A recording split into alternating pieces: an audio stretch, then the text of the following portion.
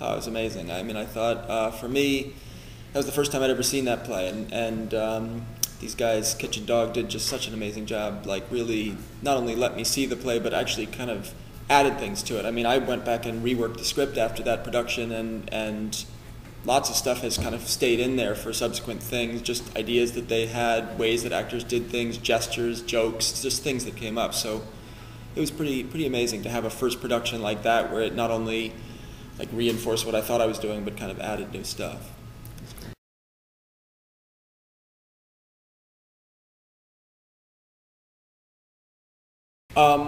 Yeah, well, the inspiration was my little brother, Chesa, was living in South America for several years, and I was staying with him for a while and staying with some friends of his who had made a border crossing a couple of times. And so just sitting down with them, chatting, talking about their stories, started to get me interested in it as a dramatic issue. And then really the inspiration for the play was a joke that one of them told in Spanish. And I don't speak very fluent Spanish, although I can understand a bit.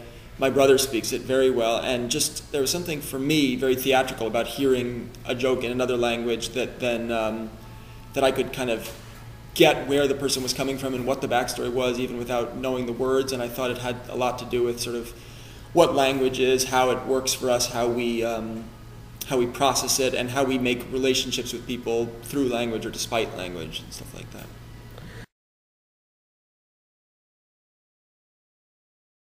It's amazing. I mean, it's changed a lot in my mind. I don't know what it's changed in the script. I mean, the play is actually set in Arizona, which was just a kind of a coincidence. I mean, in fact, when Kitchen Dog decided to do it, I thought about changing it to Texas just to make it closer. But then I thought, you know, the border in Arizona was an interesting place and was where I was initially thinking of it. And then while we're in rehearsal, basically, you know, this law in Arizona gets passed, and I think.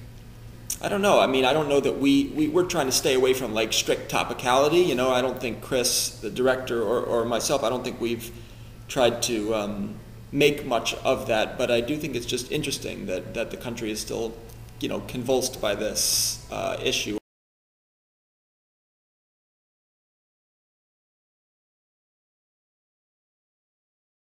I don't know that any writer really knows where the stuff comes from. I mean, certainly you're right that when I look at the other plays and think about the stuff I've written about, it seems that I'm drawn to that, but I never think about it consciously in terms of like, let me tackle a political issue. This play, for example, never started for me as a play about immigration. It was really a play about English speakers and Spanish speakers and how those borders could be crossed personally, not so much politically. But I also tend to think that, like, if you think really hard about something, if you think about the way people interact, these kind of political things bubble to the surface, you know, whether it's borders, like in this play, or pollution, illness, the environment in Sick. I mean, I think these things permeate our relationships, even the small emotional ones, you know.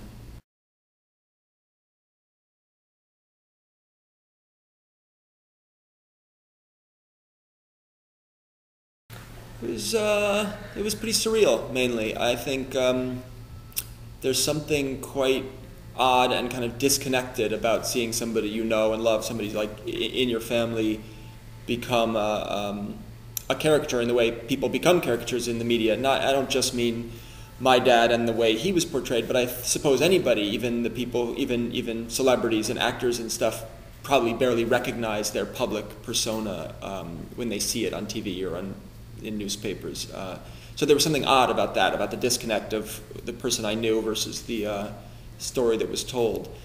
And, you know, I mean, it was scary in the sense that during the election, it felt like the stakes were very high, and it felt like, was this silly, ridiculous idea going to somehow play a role in this election? And luckily it didn't seem to. I mean, people seemed to kind of, of course, people in the media were interested in it as a story, but it seems to me that the American people, whatever that means, sort of looked at it and shrugged, and it just wasn't, it never ended up being what people thought it might be.